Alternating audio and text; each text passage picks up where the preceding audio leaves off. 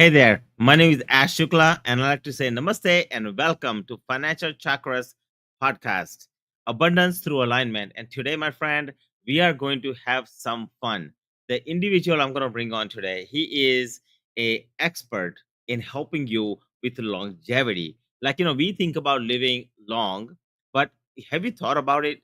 Where insurance companies literally have started to rate you at the age of 120, and the question is, and scientifically, it's proven that we can live to 120 and potentially even beyond. The question then becomes as to, what, how would we live that life for 120 years? Are we just going to exist on some medications, or having a miserable life, life of a life of somebody who does nothing? Or are we going to make our mark? Those of you who are listening to me, I want to let you know that it is so exciting to me to bring the guest that I'm going to bring up today, because we are really going to dive in. Because we talk about, in the business, we talk about creating a future and creating a vision and a mission and all these things. And as a business owner, me personally, I get excited. The question is, what is the vision that you have for your life? And by the way, if you like this podcast, be sure to like, subscribe, comment, and share this podcast with the friends and family members that you may know. Okay, so here we go. The best gift that you can give me is to share this podcast. So I really appreciate that, and give me a comment in the section below. So here we go. I'm going to invite my guests, because we are going to have a conversation. We're going to dive in and talk about longevity and how to live a full life full of happiness and harmony. So that way, when you go with satisfaction. Many people go above with total, like disappointment about themselves, right? They take with them the emotions, such as, I'm not good enough. If I should have done this, if I could have done this, I could have gotten that. They live with regret. They leave the earth with regret. Can you believe that? I cannot believe that. And I just don't want that for you. I want to make sure that you live. When you leave from here, you go, yes, I did it. Okay. How are you going to do it? Do it with me. Yes, I did it. So here we go. We're going to get started right now. So here, help me welcome, Jonathan, my friend. Welcome, welcome, welcome, everybody. Help me welcome Jonathan, my friend. So, my friend Jonathan, thank you so much for coming. I really appreciate you having here, my friend. Thank you, Ash. It's great to be with you. And again, I'm ready to have some fun. Same here, my friend. Okay. So, Jonathan, tell us, our viewers, first of all, where are you from, and how did you stumble on this whole idea about longevity? Well, very much by accident, Ash. So I am originally from the UK. I have been living in Central Florida for 25 years now. I was working in financial services, and the last sort of corporate assignment I had was at Merrill Lynch as a practice management consultant. And they came out with a video on Are You Ready to Live to 100? And in working with teams across the Southeast as that consultant, I was asking them, are you using the resources? And they'd say things like, well, we plan clients to 95 or 100. And they'll say, that's not going to be me. I don't want to be old and decrepit. And it was a very consistent story. And it reminded me how my grandmother had spent pretty much 30 years promising me each year would be her last, because she was too old and frail to go on, and made it to just shy of 101. And so I thought, this is a big deal. We should be looking at more about this thing of longevity. So the original idea was to ask clients for some feedback on longevity and see what came back. And putting an advisory panel together, one of the teams said, would you come and do that for us? So I did. And the second one I ever did was actually in the Villages here in Florida. And at the end of that, I had a 65-year-old man write, this program shows you it's about the next 40 years, not just about the dollars. And this isn't about living forever, but it is, as you said in the introduction, it's about doing a better job and making more of it. Well, how many 65-year-old men or women are thinking of the possibilities of another 40 years and what they could actually go and accomplish? I love that, Jonathan, and you're absolutely correct. And just so you know, I was an advisor myself for 27 years. right? And I agree with you there that people, when retirees, when they came to you and they say to, they told me the same thing they told you, right? Like they're always worried about their retirement and they want to plan for their retirement. And I find it's interesting. It's interesting because what I found about that, Jonathan, is that I found that people who are like, there was a trend earlier that retire early, like, live the life on the beach and at the young age, and stuff like that. And I kept telling myself that, do they realize that you just can't sit around, like, all day long, like did you come up with that, like, did you run into that quite a bit? Because I run into that all the time. It's like, seriously, right? You just want to sit around after 65 or 62 or 70, whatever the retirement age you decided to be. What are you going to do? Like, are you going to sit on the couch and get up and turn on the TV and then maybe make some coffee and maybe have some lunch? Have you thought about that life? Like, how, what would that be like? And I thought that it was so unfulfilling that, at least to me, it's unfulfilling, right? To some people it may be fulfilling. My head off to you. But that being said, I want to, let's talk about that a little bit, as to what did you think about that when people told you? Well, I sort of, as an exercise in looking for feedback, suddenly it was very obvious that the clients wanted more. And again, when we look around us, my uncle here in Florida got bored senseless playing golf for 25 years, 4 times a week. But he was wired to do that at 65. My father spoke about how life beyond 70 was more about filling time or time filling than having purpose. But what became fun in researching, putting this program together, I now started by asking people, hey, how many of you have got a family member who's made it to at least 80, whether they're still alive or not? And every hand goes up. Well, what about 90? About 70% of the hands. And then I pivot it by saying, well, it's probably fair to say none of them set out with an intention at an earlier age to live much longer than they probably expected to. What happens when we bring intention into it? And then I lay out a few data points. So here we are in the US, 64 million retirees, and this is a couple of years old, but 47 hours a week is the average time spent in front of the TV. So, technology, are we consuming it or being consumed by it? But then on top of that, the gap between health span and lifespan, I think per capita we're the highest spender in the world on healthcare, but healthcare is actually about managing illness, because 12.4 years of chronic illness is the average. Well, who would really want that if you better understood that's what this sedentary approach is giving you, versus, look beyond the low self-expectations. We've all been wired to sort of see 65 as a finishing line, not the, well, hang on, I may have another 30 years to go.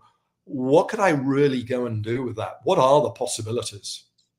Yeah, and you're right. It's the intention, right? Like, you really sit down and set intention. So when the retirees, when they sit down and as you're planning for your longevity life, right? The one of the big thing is have total clarity. So can you tell Jonathan about?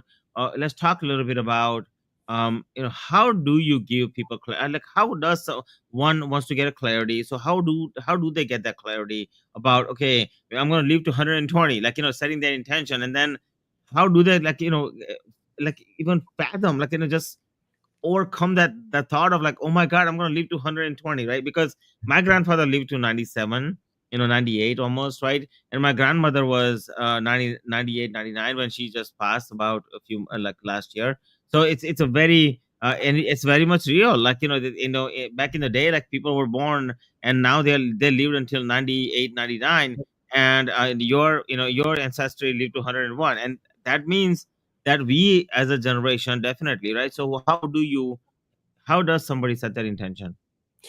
Well, you've got to be so again, this idea of let's talk about your aging is all too often met with, yeah, let's not, and say we did. People have fear about it. And so, this stereotype idea of being decrepit, but the simplicity of it, Ash, I mean, I think a couple of things. One, the whole retirement model centered on 65 is nearly 100 years old. And so changing our language, upgrading to longevity planning, because life beyond 65 now is a lot more complex. And Mm-hmm. simply doing a Monte Carlo simulation out to 95 Mm-hmm. doesn't do anyone any good, because Mm-hmm. the client is longevity illiterate. And we've actually created a training program for advisors. But when you then start sitting down, the initial idea of mindset is the client's mind open to the possibilities of much longer lifespan and thinking differently.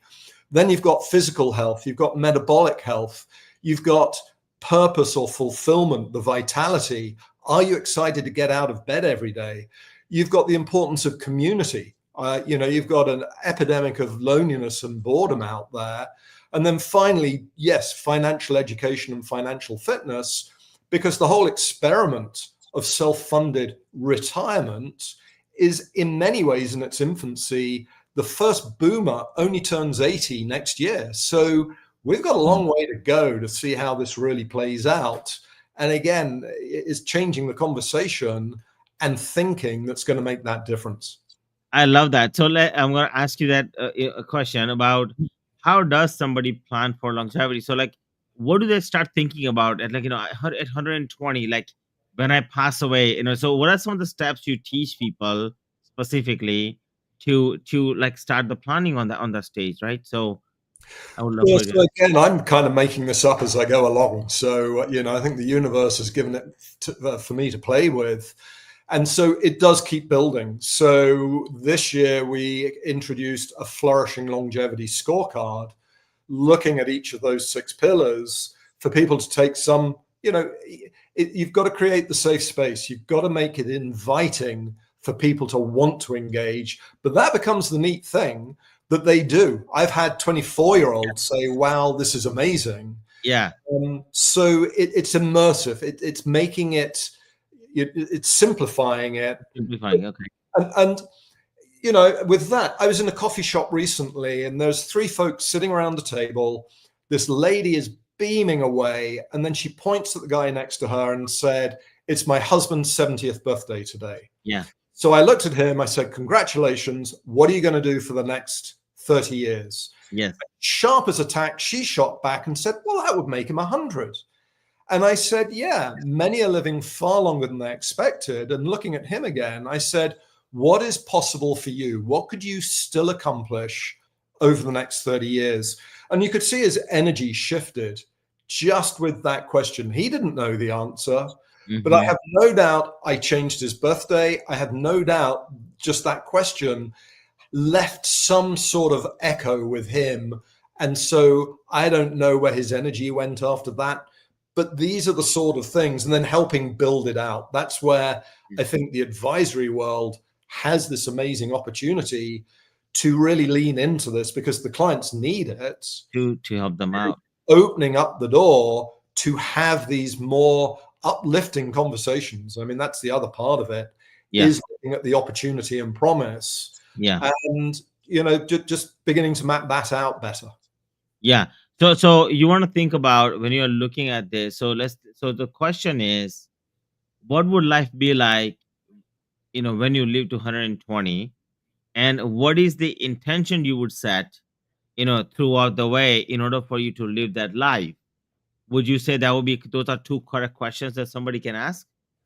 I think they are. And again, I tend to, I don't go as far as 120. I mean, to me, just getting the ball rolling. If you've got a 65-year-old owning the possibility of 30 years, well, we can always add another 30 down the road somewhere. They're still going to be doing far more with just those 30s, and it'll put them on the right or a better trajectory. On the track. Okay. Yeah. I love that. And so again, it's just beginning to sow those seeds. Other things, Ash, in my travels, I've been asking advisors for 6 years, what level of joy do your clients, including high net worth individuals, what level of joy do you feel your clients experience on a daily basis if 10 is high? The average is a 4 out of 10. So if you've got a lot of money, it doesn't mean that you're actually leading a very fulfilled existence. You may have done one well socially, but your bank balance may look good, but ultimately fulfillment comes from within here. And this is a Brit Yeah. talking to you, by the way. So, this whole idea of being better connected to ourselves, all too often, it's more of the inner journey, but then ultimately the difference you're making externally. I love that, Jonathan. So, I would say that, as you're talking, I was thinking about a couple of things, right? So, those of you who are listening to this, right? I want you to know. So, I am a certified NLP practitioner, so I already have that piece of it, and I'm gonna give you a small tip, okay? If you guys are sitting here and really, really looking, I don't know if you, Jonathan, if you know this or not, but do you know the technique on how to create a future? I'd love to hear it. You love to hear it. Okay, great. So I'll tell you, like, one way to create a future. Whenever you're creating, did you know that human beings, as you're talking, if you're recollecting information from your past, you usually look to your left, top left. Okay, but if you're creating a future, if you sit down, like tilt to the right and like right this way, right, and or like you think, yeah, you think like this on your tilting to your right, you'll create a lot better future Hmm. than you would by we are so used to of us looking to the left because we are recollecting memories. And my friends, let me tell you something, most people remember the bad things more, meaning whatever happened to you that was garbage, you remember it first. You remember those are the traumas that you are carrying with you first, okay? And then all the good memories, you may have it, you may not. It's a if you will, right? And what happens is, whatever you're living with limited belief, like maybe financially speaking, or even in your life itself is concerned, your life is only doing one of three things. You're either going, like most people are going downwards, meaning emotional spiral. You're taking emotional spiral, or you look at from beginning to now, and you all you see is a regret. It's like, oh my god, 60 years have gone by and I haven't done anything. Like, what the heck happened, right? It looks like a flat line.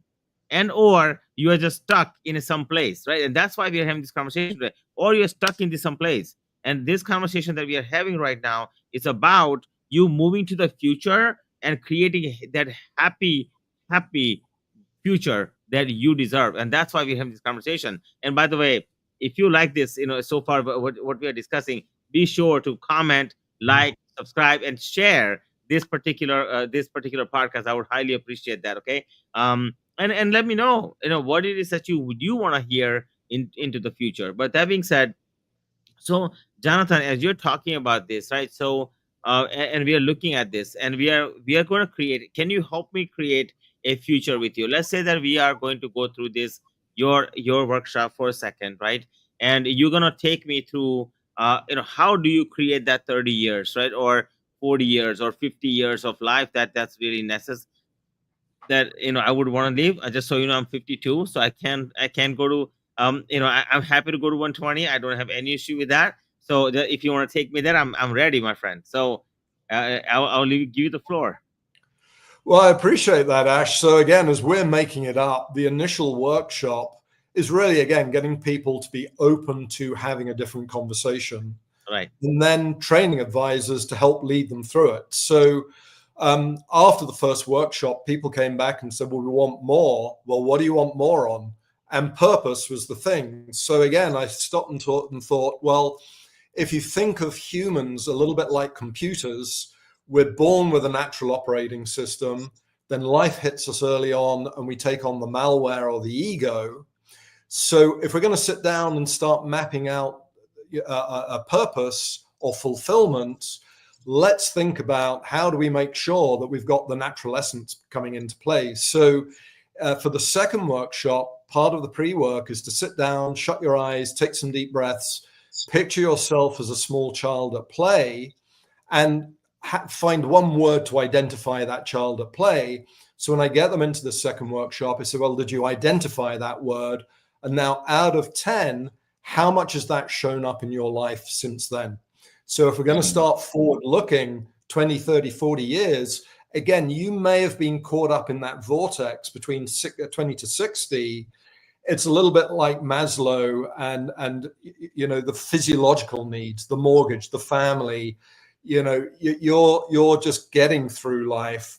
But the 60 to 100 bits, there's the opportunity to start looking for the self-realization and the self-actualization. So again, getting more connected with what is it that's going to light you up, bringing that natural essence into play. So it's more incremental. And again, as humans, as a credential coach, we love to overdo it. So it's a marathon, not a sprint. And it's just getting people to start creating more of a focus through these 6 pillars.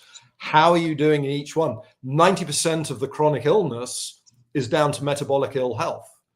Well, how many people would benefit from just applying a better focus on less processed food? If you'd have talked to me about metabolic health 5 years ago, you would have had a blank look from me. The one advisor, the highest score I've got on joy was a 7 from an advisor, and he does meditation with his clients. I did transcendental meditation a few years ago now and have practiced that. So again, it's just helping introduce small baby incremental steps to change the trajectory. I love that. I absolutely love that. So in the world of like, let's say that when it comes to the retirees, and specifically, when you're talking about older, like 80s or 60s or what have you, right? So when they are doing this, how do you teach people to set proper intentions? Because it is about setting proper intentions about to live to next 30 years or 40 years or 50 years or what have you, I introduce them to people like you. Okay. Well, thank you for that. I Well, appreciate and again, having fun here, Ash. Part it. of me, I'm kind of the inspiration. I'm kind of getting people excited, but I don't need to do what you do. But when people are more ready to come and, okay, tell me more, I want to learn more about this. Again, my own personal journey. 15 years ago, a colleague at Schwab used to talk about past lives, and I'd smile and nod my head. But my work over the last 6 or 7 years has taken me into that whole realm. And again, I just wasn't ready 15 years ago. Mhm. And so again, I think that people have an inkling something is missing. And then you mentioned limiting beliefs. What part of my presentation I'll speak of, we are infinite beings handicapped by our limiting beliefs. Absolutely.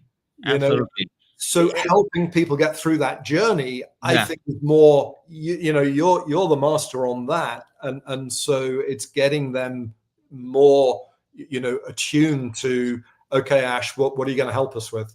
Yeah, absolutely. And I love this dialogue because I agree. Like, so you are really helping people get inspired with this whole idea of like, okay, let's start thinking about it, guys. Like, hey, it's important. So when as an advisor, as an advisor is really looking at this and going, okay, what is the knee jerk reaction that you see? Because many times we see these ideas that's just first time, we are having this whatever it is that we are seeing, and what ends up happening to us is like, I'm not so sure if it's for me, or we look at it as like, the person have lost their mind or whatever else, right? So what kind of reaction you are getting from advisors, and why are you getting that reaction?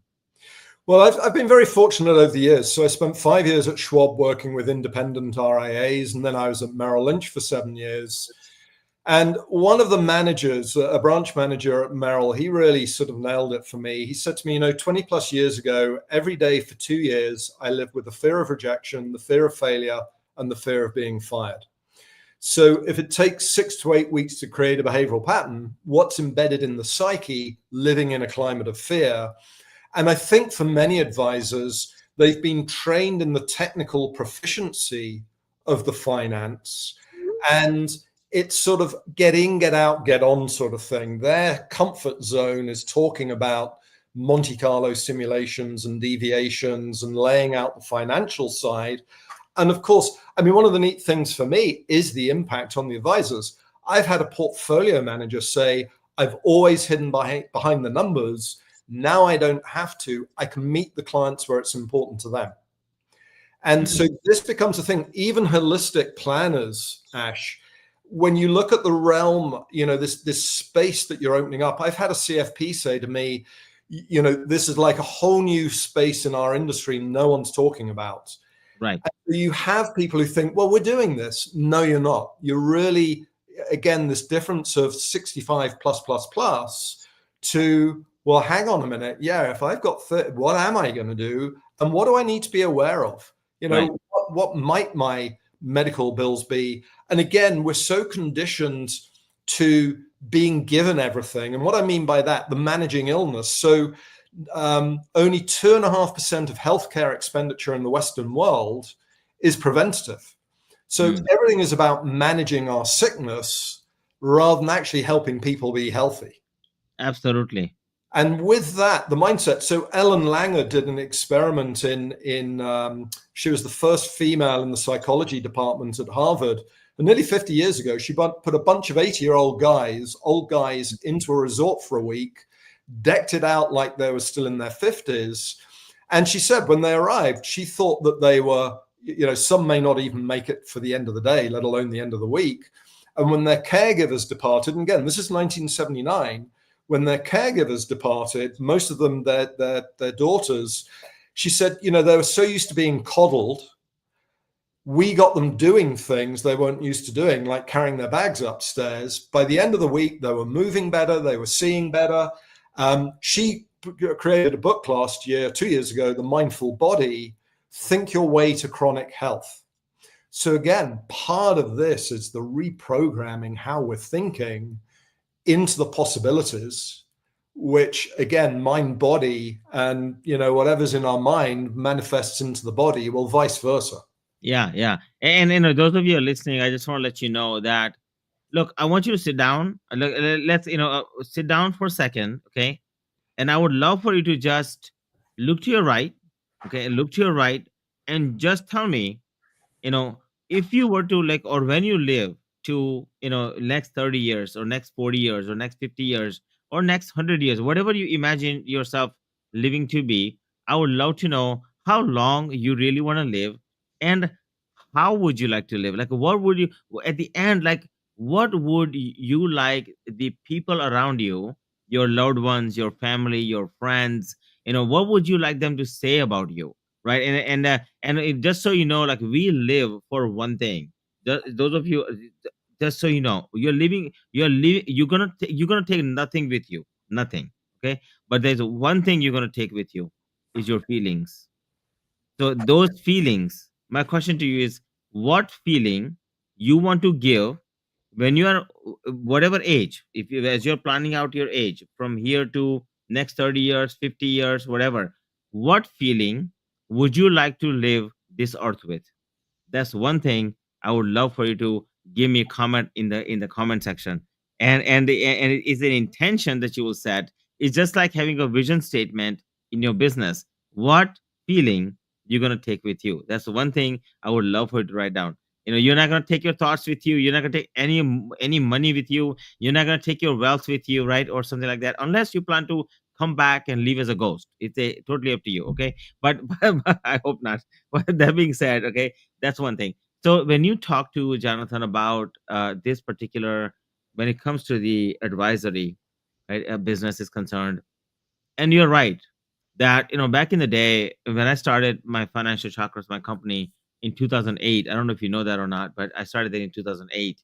um and I started talking about financial chakras, and there people, like, there's always the uphill battle that goes on, right? Like, what's, chakras, like, what's that? And they would pronounce it in a bad way, and just to make you feel bad and things like that.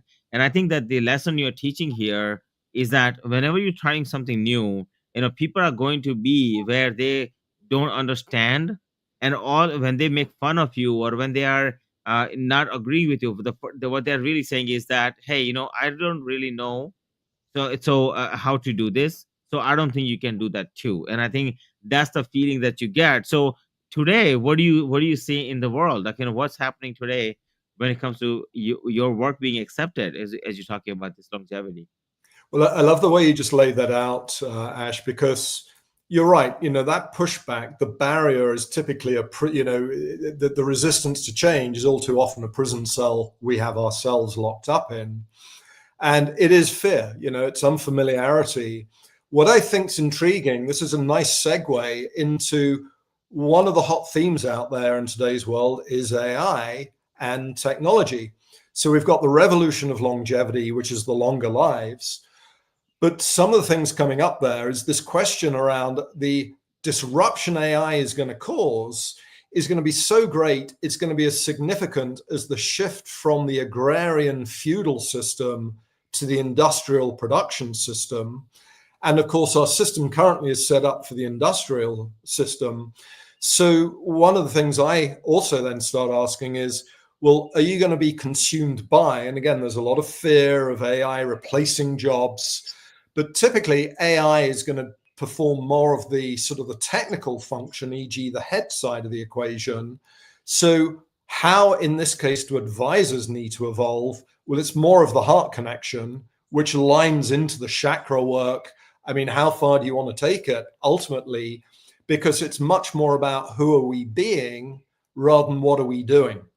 And so not being fearful, of AI, but then figuring out, well, who do I need to be to consume technology and to be on the right side of the equation? And that, to me, all day long aligns into, what you've, well, not what you've experienced in terms of people pushing back, but being more open to, well, Ash, I want to learn more about this. One thing I do, let's leave it there. There's something I wanted to come back to, but I'll leave it at that for the moment. Okay, and so when it comes to, so those of you who are listening, I want you to know that, as you're listening to this conversation that we are having about longevity, right? The fact is you're going to live longer. That's it. Okay, that's the bottom line. And the question is, are you intentionally living your moments of your life, or are you just getting by? That's the main question you're answering.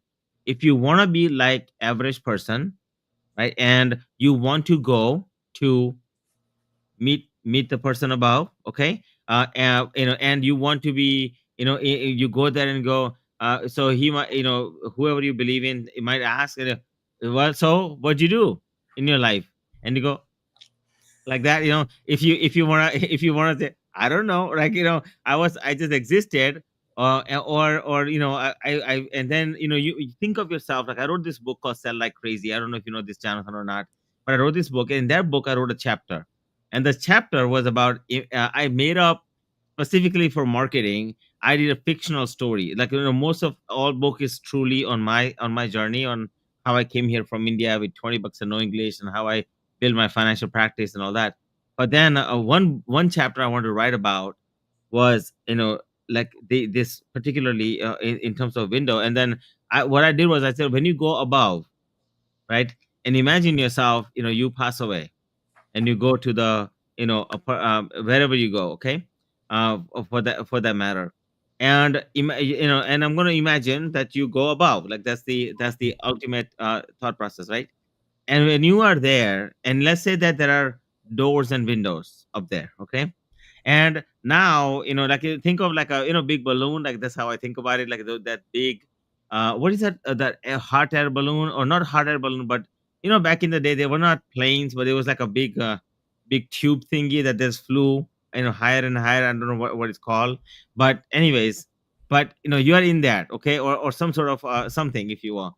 And now you are there, and now you're opening up the window, and below you are your, grandchildren, are your friends, people, people, acquaintances, and the world that's there, right? And the feeling that you get from that, what is the feeling, the ultimate feeling you Mhm. want to have when you open that window? And if when you guys start thinking about that, you can truly have a fun with that, in terms of having a fantastic future. So, Jonathan, I'm going to ask you, for the purposes of, like, our conversation today, when you talk to an advisor, okay, what is the first thing you face when you talk to an advisor, like, about what the work you do? Well, let's just put a pin in that. I just want to add to what you Yeah. just said there, Ash, Yeah. about the looking down from the windows, because the idea of people knowing, well, how do you want to live for most, I call it 65 plus plus plus. There is just like my grandmother. Every year was a repeat. See you next year, Gran. No, I'm too old. I'm too frail. I'm too ill. For 30 years. I saw a YouTube recently of a 103-year-old being interviewed. He took no medication and doesn't use a walking stick. And I looked at that and said, what do I need to do to get there like that? Exactly. So Exactly. whether I get there like that or not is not actually the point, because if I keel over before then, so be it. But by the same token, if I do get there, that's the looking down from the window. Absolutely. What is, I call it the room of longevity. Yeah. And picture a door that's ajar. You can see the room inside is very dark and it's foreboding. You're not really sure what's in it or how big it is, but there's a light switch off to the left. And you Mhm. flick it on, and this room, this magnificent room, is illuminated and it's full of possibilities. And you suddenly want to explore it because it's way bigger than you ever really thought it was. And that for me is this is what this is about. It's Mm, exploring your room of longevity. And no matter how far you get into it and through it, rather than me limit it with, well, I think I'm going to live this long or that long, or gosh, I ate today, I'm not going to make it tomorrow. It's looking, again, it's just sitting in that space of possibility. So anyway, I just wanted to add that to, because you're looking down from the window is very powerful. And that additive, oh my gosh, not just my kids, my grandkids, but my great grandkids. Who knows? You know, yes, absolutely. again, there's that sense of fulfillment, the feeling of fulfillment that you take with you. Yeah. Yeah. Yeah. Now with advisors, that's a great question, in that I was the keynote speaker for the Florida Council on Aging's annual conference last year. And the reason I tell you that is that I'm almost seeing more traction outside of financial services than within it. And it's a real curiosity to me. I have great engagements with advisors, but everyone's kind of, you've had different levels or tiers. And so you've got those who've done it for many years. They think they're in a happy place. But I've had advisors in their 60s saying, wow, this has given me a new mission. So most advisors haven't figured out their own flourishing longevity for themselves. You've then got the onslaught. So typically capacity, and we talk of technology, but advisors find themselves in what I call busyville. And they've got compliance, they've got this, they've got that, and therefore the idea of taking something else on suddenly becomes just system overload. Yes. And so it's got to be led. You've got to have the right structure around you. Let's look at a comparison in the medical world. It's very rare now for them to let you out of the office without booking you back in for your next appointment, whenever Right. that is. I doubt there are many advisors who have that system in place. I've Yeah. not seen it. And another addition of that, in the last few years, advisors can now have testimonials from their clients. Well, again, in today's world, we typically don't go to a hotel or go to a restaurant without looking at the reviews. Go and look on Yelp. How many advisors have reviews? And oh, by the way, those that do, if it's all down to, well, they look after my money or they're very nice, when you've got clients saying things like, they unlock my bigger view on life, that's the testimonial, if I was an advisor, I'd want. So, we're still breaking through the barriers to really get the traction. I mean, we've got the training program in Right. place. I need to do a better job marketing, so I need to read your book. Thank you for that. Well, I'll go ahead, Jonathan. That will make that. I mean, that in itself. Again, we talk of limiting beliefs, and Yes. that's my baggage. Is the stories I tell myself. That's where my limiting beliefs come in. Is the marketing, coming from me. Okay. No, I totally understand that. And I'll tell you one thing, Jonathan. What you're doing is such an amazing work, specifically because you're awakening advisors. Because what they don't understand, and those of you are listening, what you don't understand sometimes, you might be a very much logical brain person. But did you know that everything logical has a definitive end? Let me be clear. Let me say it again. Everything logical has a definitive end. I'm going to repeat it again. Everything logical has a definitive end. But did you know that anything magical never ends? Can I, Ash? I'm Yeah. sorry to break that silence. I should have let Yeah. it go. What logic can AI not solve? Mm.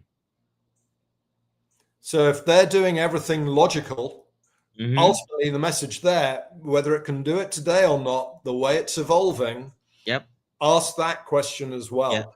Is there Absolutely. anything logical that ultimately AI can't do? Right. So come back to the magical. Yeah. Where am I at in the Yeah. magical space? And if I'm not there, this is where the fact they're watching is brilliant. Excellent. Yes. What action are you now going to take Yeah. to make that difference for yourself and your clients? Absolutely. And Jonathan, I'll tell you. So, as I ask you that question, those of you listening, right? What is magical that you're doing? See, the thing is like this. Okay, you really want what it is that when you are not living your life fulfilled, and you're gonna live long, you know that. Okay, so as you're gonna live long, okay, and as you just to give you an understanding, my grandmother, like literally last year, Jonathan, my grandmother, her heart was at 10% capacity. Hmm. She was still breathing for like a month and a half. Like, and grandmother, love you, okay. But that being said, she doesn't understand English. That's good news. So okay, but that being said, okay, essentially, like, you think about that, right? So Yeah. when you have your full heart pumping and you really want to live a long life, right? And the thing is not about, it's just about intention is one thing, but you know what it is that you're looking for, really, those of you are listening, it's conviction. And the question is, how do you create that conviction that yes, I can have the best life ever. Yes, I can live the longest life ever. Yes, I can do this. Yes, I can make this happen. And it's all about your neuropathic connections that you're making internally about yourself. The belief system, your four things that's going for you: feelings, thoughts, beliefs, actions. So at the end of the day, when you understand conviction, how do you create conviction? The first step in creating conviction is magic, like really creating your magic. The second step is the logic. And I think that many people are afraid, Jonathan, about the logic piece, which is the AI. Oh my God, AI is going to take over. And no, it's not, because AI is very limited. It doesn't have hands. I mean, except the robots, right? But that being said, it AI itself has a limitations. No matter how you look at that, they don't have one ingredient, which is magic. And the best piece, my friend, is when you understand how you can create this with this logical being, the AI being, right?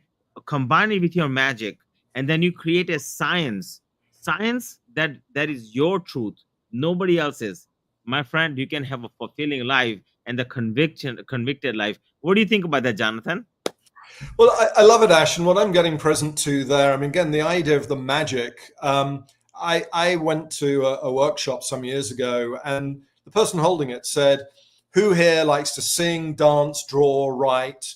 And you could see people shrinking into their seats. And she said, when you were 4 years old, you all loved doing all those things before you were told you couldn't. No one was telling you you couldn't. And a part of this was having to then say, I am wonderful. And again, that conditioning of going down in the seat. But if you think, when we were 4 years old, we were full of wonder. That Hmm. is innate inside of us. So when you talk of magical, part of the magic is unlocking that natural essence, giving us the space to be, rather than sticking with the logic. Again, I've made, again, a Brit talking about feelings is a bit of an oxymoron.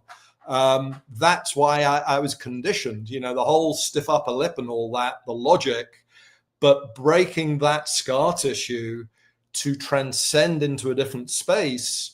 That's where you don't fear technology. And again, you use it to help you, but ultimately it's the being. And Ash, I will say in the background, so we have the Invest in You platform, and that whole idea there is the question of how do you invest in you, not monetarily, but as humans, we react to everything externally, but it's how we're processing internally that dictates how we react. And most of us don't spend much time looking in there. And Invest in You is to support programs like working with you to create an ongoing cadence. Yeah, I mean, like, I really appreciate that, and I will tell you, like, as you're talking about this, and I was thinking about this, right, as you were talking about the magic piece, okay, and those of you those of you don't know, right, everything in the universe is energy. Is my symbol for energy. Energy has frequency. Frequency creates the form. Like, the reason we can see each other is because of that, right? And that form, this energy cannot be created, or you cannot even destroy that energy. You can only transform it from one form into the other. So what's been happening, guys, is that you are listening to this podcast right now. It's based on frequency. Because you tuned into my podcast, you can listen to this podcast. But if you tune into somebody else's podcast, you cannot listen to this podcast, right? So it's all about matching the frequency. So all it is magically, it's just first and foremost, like when you were a child, Jonathan, you decided you're gonna do this, you're gonna jump, so you jumped, right? Like, maybe you jumped. I used to jump off two-story buildings. That was my favorite thing to do. So I jumped off two-story buildings, right? So my mom's like, oh, like, what are you doing, like, you're gonna hurt yourself, right? Nope, I dust myself up and start walking again. So that was my thing, right? But without any fear, without any thinking. But what I'm saying to you is that that was my I imagined that, my jump, before I did it. That was obviously just so you know, there was a pile of dirt. It was safe. So that being said, at least to me, it was safe. But that being said, you think about these things and you just jump on it. Like, so you thought about it, like you did it, like you already did it in your mind, and you magically thought about that. And what you did there is you created this frequency, right? And that frequency, you match that frequency. So if you're having struggle and you're trying to achieve something great in your life, I would recommend you to go ahead and start creating that magical frequency one more time. Ignite that fuel inside of you, so you can really live for the future, right? As you can live the life that's fulfilled. Okay. And go ahead, Jonathan. Well, no, I love it, Ash. And again, what I'm getting present to is saying that for me is the amazing opportunity every advisor has. They already have connections to their clients, but the idea, my heart, it's an electronic field. So how I'm radiating out, and again, this is something I'm just sort of getting my arms around, or whatever around. What frequency am I vibrating at? But this becomes the wonderful thing, because suddenly you can start letting go. And, again, the idea of white knuckle riding things. And again, just because you've got high net worth doesn't mean to say you're living a joyous existence.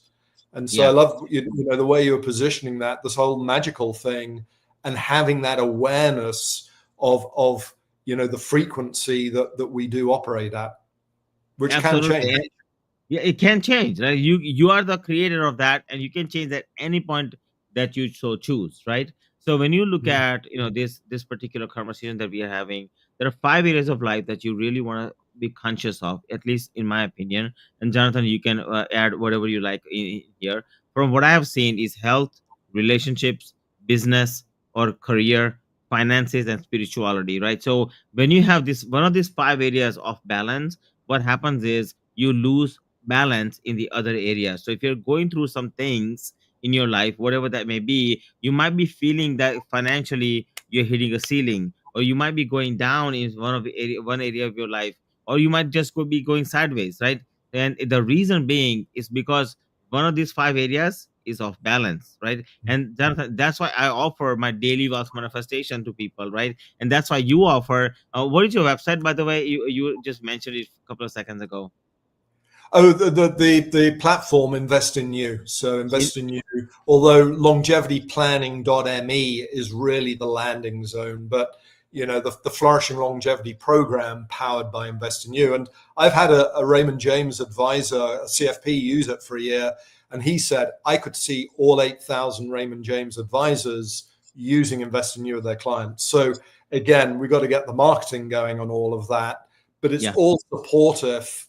Again, your 5 elements, if that's what people are paying attention to and focused on the well-being of each of those things, how powerful, how joyous an existence are they going to be? I'm fulfilled. Are they going to Yeah. feel?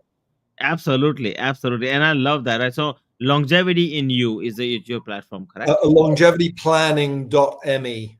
Longevity planning.me. So those of you are listening to me, I want you to know that go to longevity planning.me and dig around that. Like, you might find some gold in there that can truly help you. It already has so many people. I help so many people, and you will definitely find some gold around that as well. So what can they expect when they go to longevity planning.me?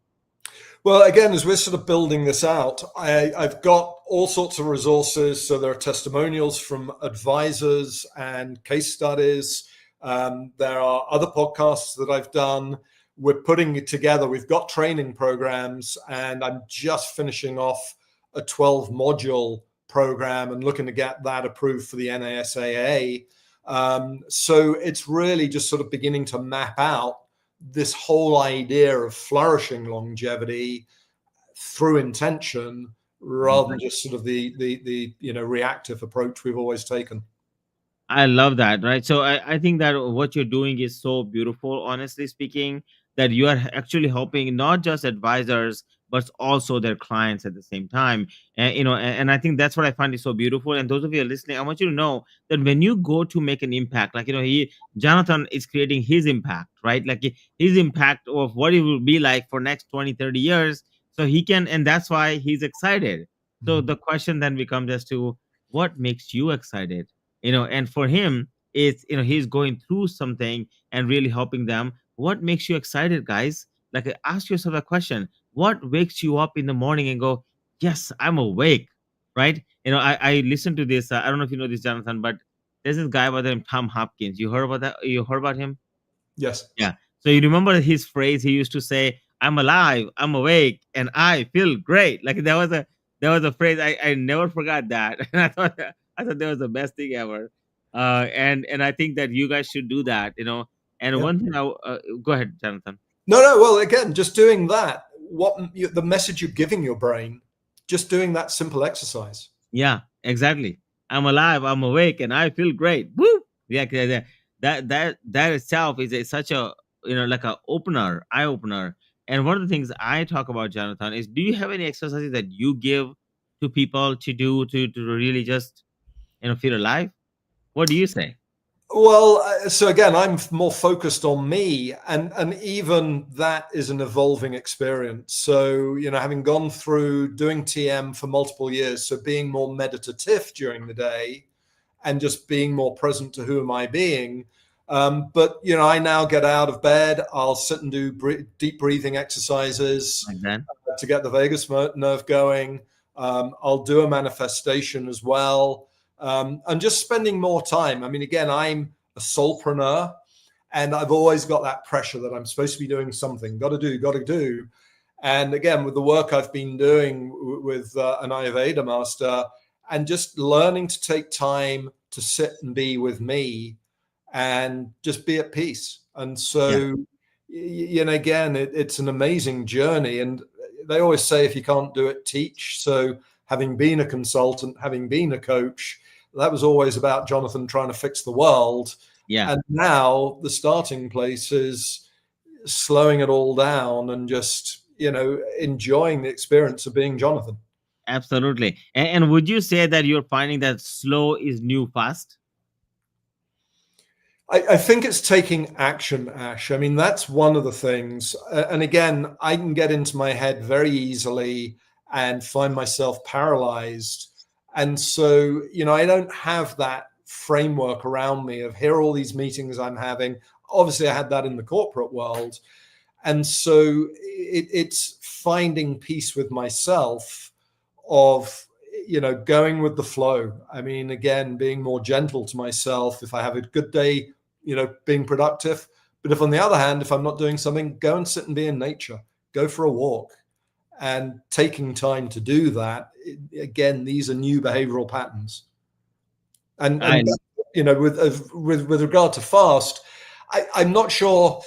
It's more just a sense of that beingness and a sense of peace. The inner peace is growing. That's what I'm getting more present to. So it's less about whether it's fast or slow, so to speak.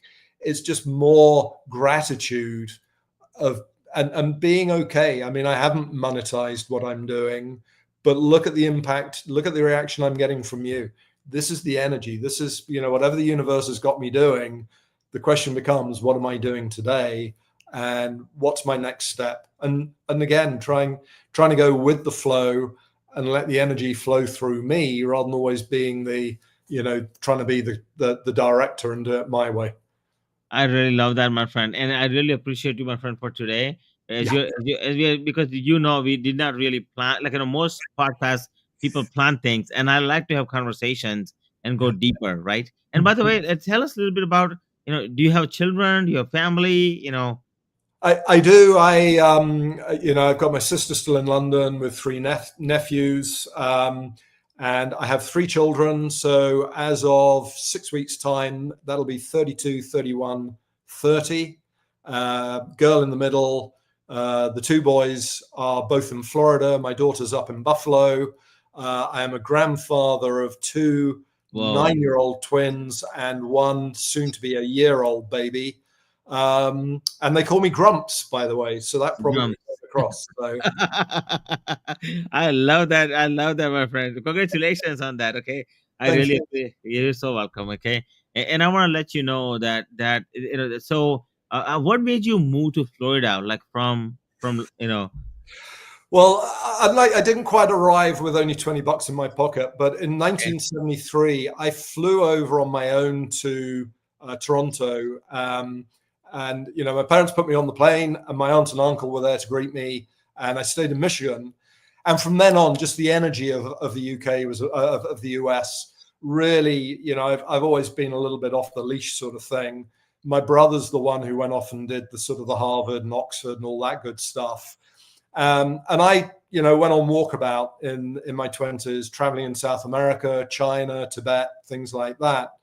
But then would come traveling here. And again, Britain's a pretty bleak place, even in the middle of the summer, all too often. And so coming here to Florida, the warmth, my aunt and uncle moved down here. I first came here in 83. I actually got married here in 1990, but then we stayed in the UK, had the kids there. And then I was just ready to reinvent myself. I was working in the bond market in the UK for 13 years. And with the millennium coming up, I just thought, it's time. I've got to come and reinvent myself.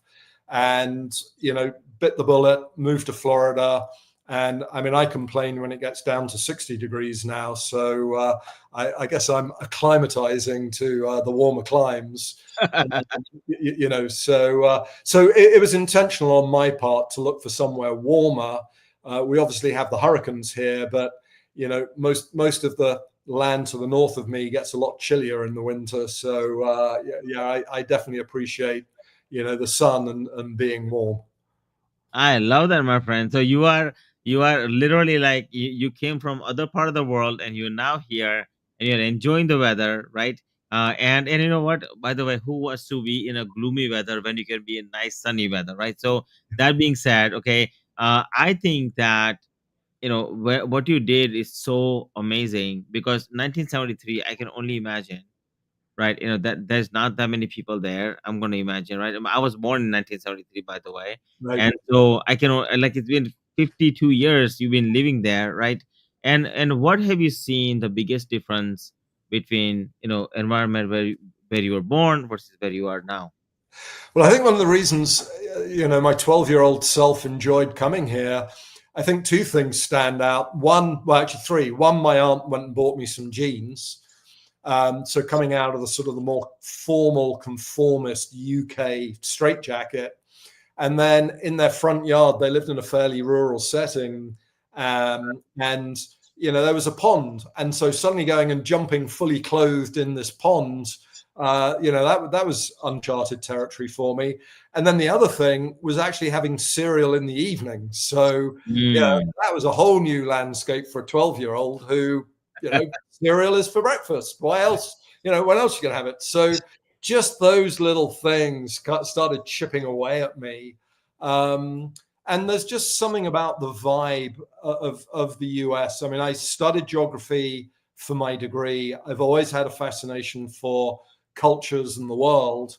And I think this sort of melting pot that the US is, my British heritage will always be with me. But my son, born in London, but we brought him over to be baptized when he was 9 weeks old. And when I came home from work, his American passport was sitting on the coffee table, and the sense of whatever sense I had of pride or oh my gosh, this is real sort of thing. It really felt, again, just a citizen of the world, I suppose. And this is a great place for that to happen. I love that, my friend, and thank you so much for that. Right, because that made you feel alive, and then basically, what you're talking about, longevity planning, is feeling that liveliness, right? Essentially, and those of you listening, I want to let you guys know that I appreciate you guys very, very much. I want to thank you so much for joining me today. Be sure to check out my daily wealth manifestation on my website, financialchakras.com. But most importantly, be sure to check out Jonathan's website. Jonathan, let's give your website one more time, please. Oh, thank you. It's longevityplanning.me. Longevityplanning.me. Be sure to check that out so you can learn more about what it is about and how you can plan and plan for your longevity and a great life. And it is my wish to the universe that may it give you all health, wealth, and happiness that you deserve. That is my wish, my friend. And I want to let you know from bottom of my heart, I love you. So, my friend, thank you so much for everything. Jonathan, thank you so much. Do you have some last words for the listeners, please, for you, for Well, this? I thank everyone who's watched this. I hope that they find some level of inspiration and motivation to take another step, no matter what that is. Ash, I've really enjoyed connecting with you, and hopefully the energy and the vibe that's come off us. Again, let's see how that spreads into the universe. Absolutely, my friend. I can't wait to for that to happen. And I want to say thank you guys listening to, for for our podcast to Financial Chakras Abundance to Alignment. I really say I appreciate you and I love you very much. And it is my wish to the universe that may it give you all the health, wealth, and happiness that you deserve. Namaste, and I'll see you next time. Thank you. Okay.